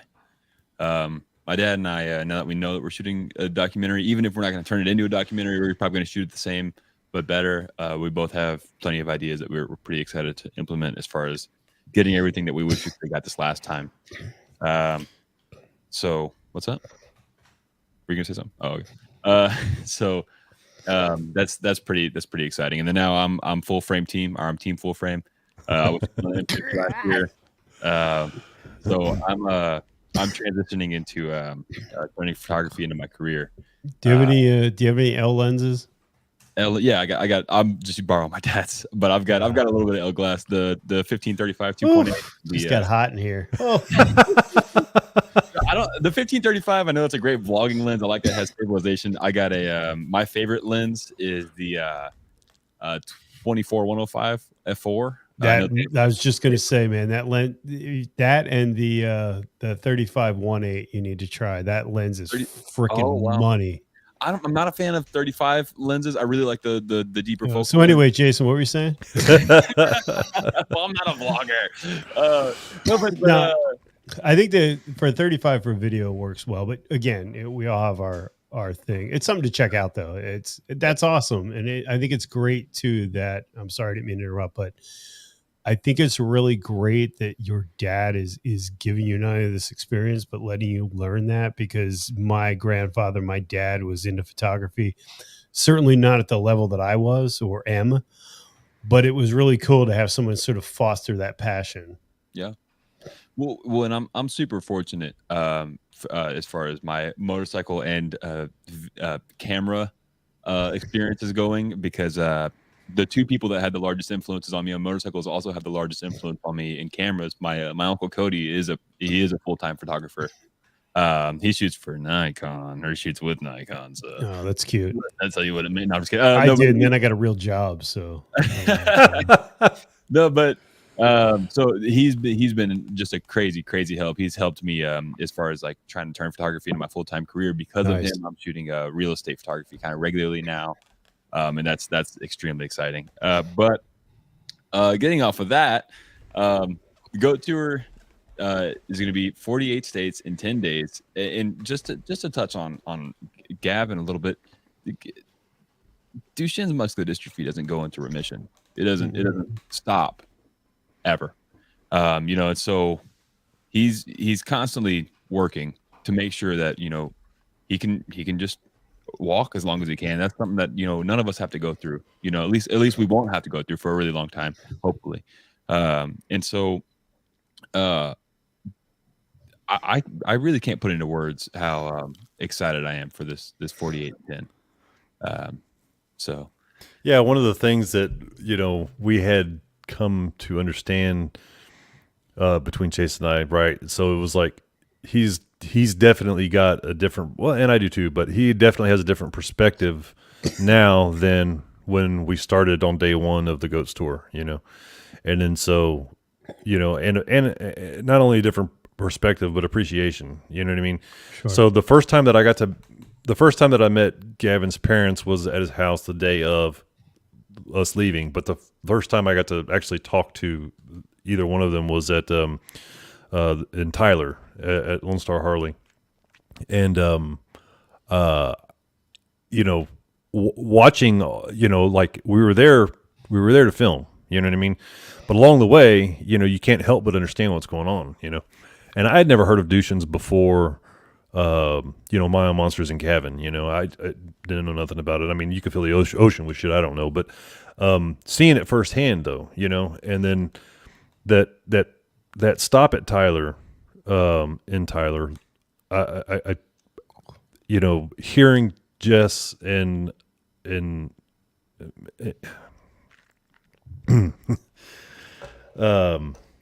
what stop was that? Lone Star Harley. that was where we saw the first big news crew at. That was the big orange building. Kane's Chicken was out there. So hearing their side of it and how they chose to approach it with Gavin, they didn't sugarcoat anything. They're not filling them full of false anything. It was just yes, it was very emotional. And so I'm doing this trip with my son, which is infinitely great to have that experience, right? And then I meet the parents and we have this conversation. We had this emotional exchange, and I had said something along the lines of I would hope that I would have the courage to do and approach this the way that you have. If I was faced with what you're faced with, I would like to think that I would do it the same way that you're doing it. Because they get a lot of flack from other parents. So like, how could you tell your son this, and how could you, whatever. And so, how could you let your kid go with these bikers? Like how could, all these things, all this flack that this is nobody else's decision but theirs, and they've come to agreement on how they're going to approach it and how they're going to let their son live his best life every day that he can, and whether it's another another cheeseburger or riding, 4,000 miles in record breaking heat with, 5 bikers. It doesn't matter. This is where we're at. So that exchange that happened between us, and then, just kind of like, I'm doing this trip with my son, which is great. And then I have completely taken for granted the things that I do not have to deal with as a parent. Chase, the things that he doesn't have to deal with as a kid with Duchenne's disease. And then us together, as spectators. I never thought about it that way. The people that have to deal with Duchenne's, I don't know. There's a lot to unpack here. I mean, we could do a whole show on just wrapping your head around that. I kind of wanted to wrap it up, and now I'm going because my brain's going. So whatever you want to talk about. One thing that took me out, and I don't remember if we've talked about this. It may have been Denver. This is hard to talk about, especially as a parent.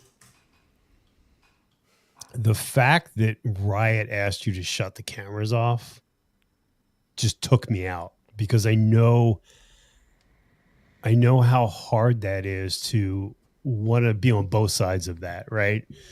Because as a journalist, as a filmmaker, you want to capture those moments, but sometimes the moment is yours. Yeah. And I thought did it. I lost my shit. I'm not even gonna lie. I was just like, fuck. I was holding it together pretty good here. But I think it really, to me, spoke to Riot's character of letting you guys have that event, right? Because when you have that camera, it's that fence. It's that separation of reality, for lack of a better word. And I thought that was an incredibly class act that he did that.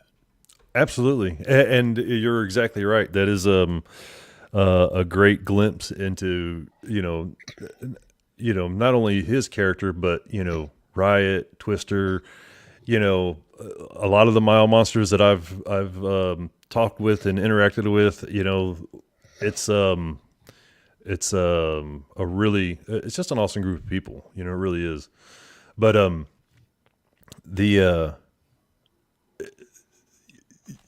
so you brought that up, and I got to nerd out with you a little bit on how we came to this, right? So it was a terrific experience whenever we showed up there, because like he had brought up a couple of times the different types of events that he does or he has done, how the finish line isn't what you think of it as. You know what I mean? It's like, whenever you finished, whenever you're done, it's like there's no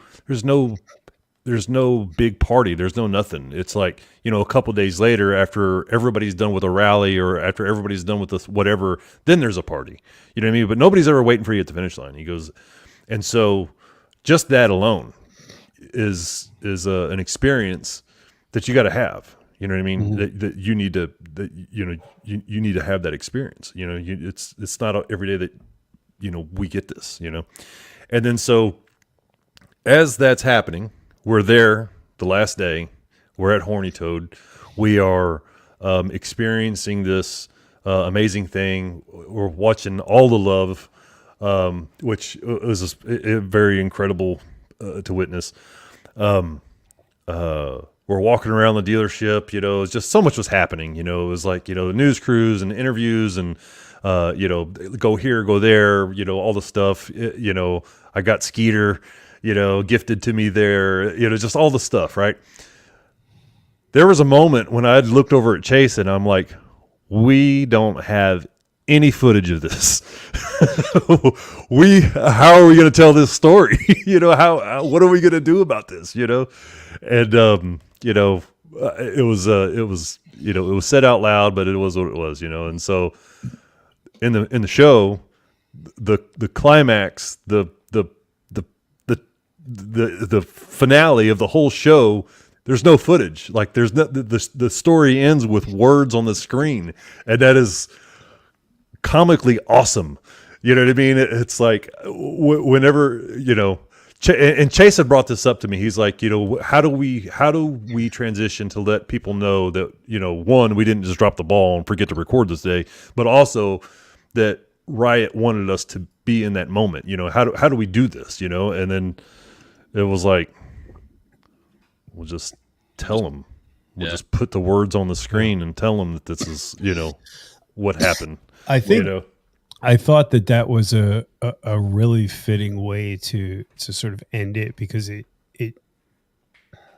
gave you a chance to sort of digest it, right? Because we live, and Chase brought it up, we live in a very much in a connected world. Mm-hmm. And it was really cool to see this documentary, and it was sort of left in that moment unfinished. You had to fill in the blank. Mm-hmm. I just thought from a storytelling perspective, that was amazing. Well, and also, I mean, his story's not over, you know. No, and so, you know, we're coming up on key, you know, mm-hmm. Parts of his life, you know, and that sounds weird to say, like, from me. Hey, this is the Jason and Chase show. Yeah, welcome to Chase.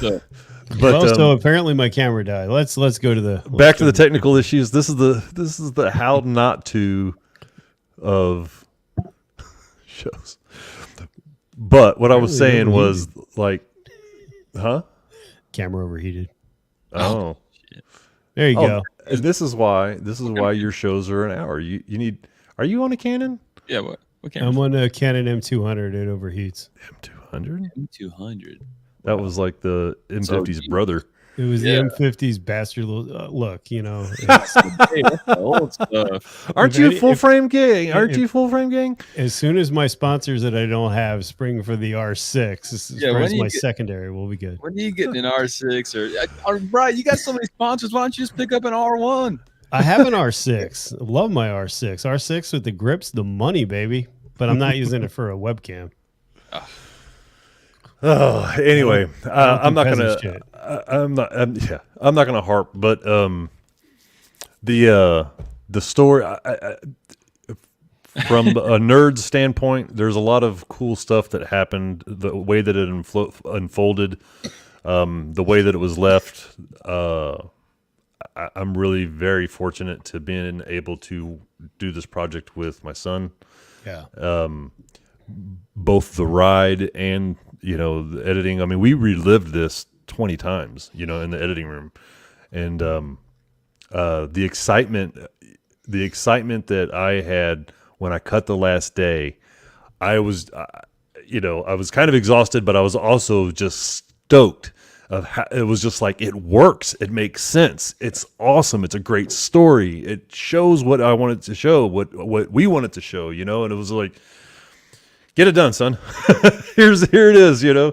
So, well, man, I'm so far behind, like, things I want to talk about. So, how did you get it in the movie theater? Oh, so I mean, that's no joke. That was, and so okay.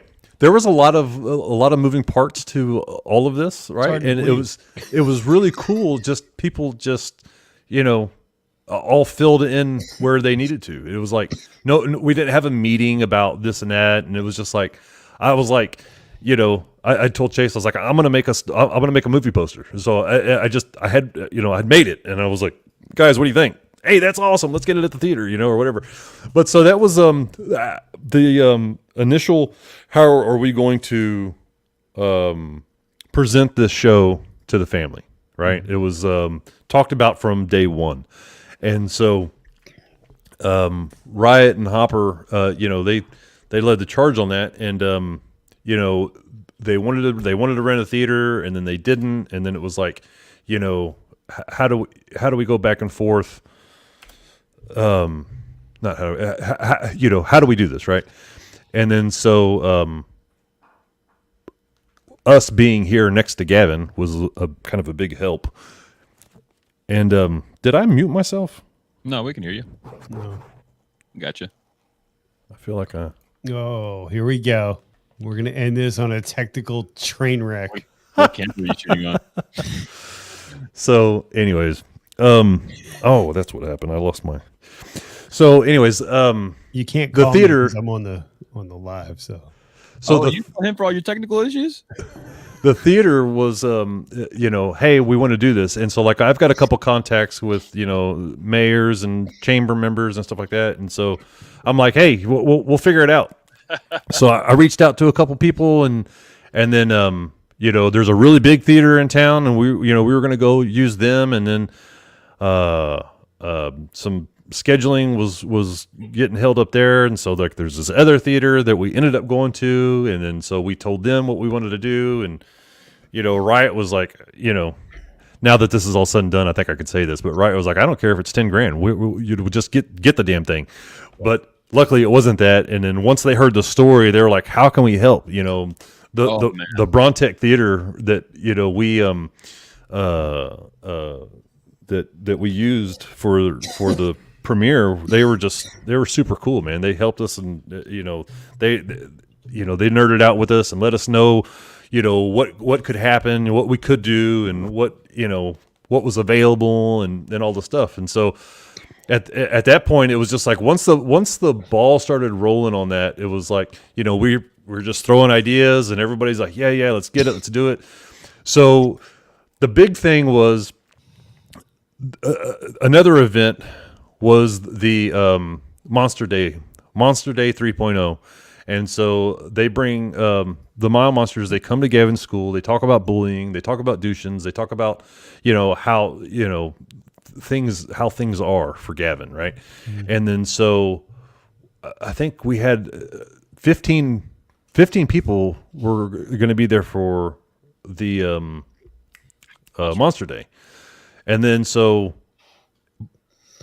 there was a cancellation. It was a last minute weird thing where it just fell into place.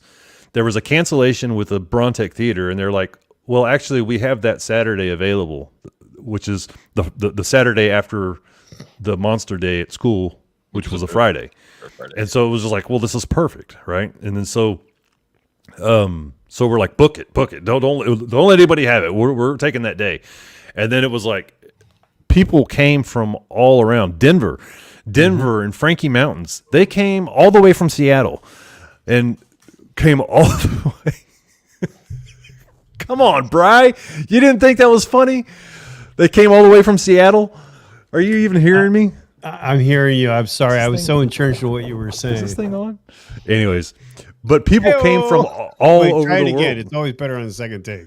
People come from all over the place, and so it was like once that started happening, it was just, I don't know, man. It was just, it all worked out really well. It was all meant to be. Everything. I think you guys did a fantastic job. So I know Riot's in the side chat, but I'll put up the links into Riot. If there's anything you want to include, just hit me up. But I think it's a fantastic thing. If you haven't seen it, I would highly suggest doing it. One thing I would suggest, and I know a lot of us take it for granted, if you're going to watch it, take the 2.5 hours that it is and watch it in its entirety.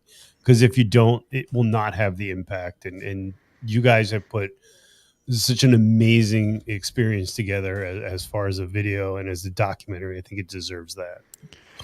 Everybody that's watched it, I do appreciate you. It is a time commitment. I mean, 2 hours is it's a full feature. I was telling my buddy Full Throttle Hog, Ryan, I was like, hey, dude, I made a documentary. He's like, dude, what? We haven't talked. What's going on? And he was like, how long is it? I said, it's coming up on 2 hours. He was like, dude, that's a full feature film. I was like, well. So I do appreciate everybody that's taken the time to watch it. I mean, it's it's been an awesome experience, an awesome journey all the way around, from top to bottom. Every angle that I've been a part of it, and the angles that I've been a part of it, has just been very fulfilling for me. And that's a horribly selfish thing to say, considering what everything is about here, but I'm like, this has been awesome for me, No, but I get it. and I think from Gavin's perspective and his family and all the monsters, I think it's great that you documented that, because that moment in time will forever be documented. You can't redo it. There's no second run at that, and I think it's fantastic. Riot brought up a great point, and he said, that movie will outlive all of us. Mhm. And I never really thought about, that before, until he brought that up. I'm like, holy shit, you're right. This is timeless. That's the thing that I always thought from a photojournalism perspective was always awesome, is that 1/4000th of a second can never be duplicated. You know, especially in sports or whatever. That moment will never be recreated, and it's going to live way longer than I am. Do you know what I mean? It essentially is timeless at that point. Mm-hmm. But I think, like I said, you guys did a fantastic job. And if you guys have an opportunity not only to watch it, but to donate to the cause, I think it'd be great. The money helps, but the awareness is just as important. Mm-hmm. And I would even argue more important. We got there's a lot of rides going on that, like if you jump in on the Mile Monsters Facebook page, there's a lot of action. There's just a lot of stuff happening, This week actually is Honor Week. Everybody's riding their motorcycles 7 consecutive days. It's an every month thing. And so the whole purpose of all of this is awareness. Right now Duchenne's is still considered a rare disease, and it affects a lot of kids. And I wish I had those numbers off the top of my head, but I don't. However, it's rare, so it doesn't get any funding. It doesn't get any R&D. It doesn't get any, nobody's interested in, they can't make a buck on it, And I mean, and that sounds very politically charged, and it's not. It's just a fact. It's the reality of the world. And so the awareness is a huge thing, and that's one of the big things that I'm kind of, I've been involved with the Mile Monsters since the Goats tour. And my big thing is awareness. It's helping, spread every gas station, every gas stop that I do now, which is half as much now that I have an aux tank. But every gas stop that I do, it's like I leave a sticker, I leave a wristband. I got some cool stuff in the works actually. But the awareness, the making people aware that this is out there and that it affects so many boys is really important. I think that's awesome. So the takeaway from this is watch its entirety, share the hell out of it. Let's, raise awareness. We're all on social media. Share it where you can. And if you have the means, donate or buy some coffee, because what's better than coffee? Nothing. It's awesome. Guys, I really appreciate your time. And I know that the folks that have watched, I really appreciate it. I know we're pushing up on 2 hours, but this to me was important. Not only from a perspective of knowing Jason personally, but to tell this story. And I couldn't be prouder of you guys. You guys did a fantastic job. Thank you. There it is, Goat, right there. Jess, 1 in 5,000. I knew there was a 5 in there somewhere. 1 in 5,000 people. 1 in 5,000 boys are affected. Yes. Wow. Yeah, I got to reach out to Riot and see if we can't get Riot and Gaven on. But awesome. Guys, thank you so much. Denver's show is on Sunday at 8 o'clock Seattle time, or Eastern Standard Time, as it were. And we're going to make goat racing a thing. Well, chicken racing, goat racing, goat racing, we're taking it all over. Goat racing's part 2.0 of our project. But guys, thank you so much for watching. And as always, please remember you're not alone. Thanks, guys. Have a great weekend. Thank you.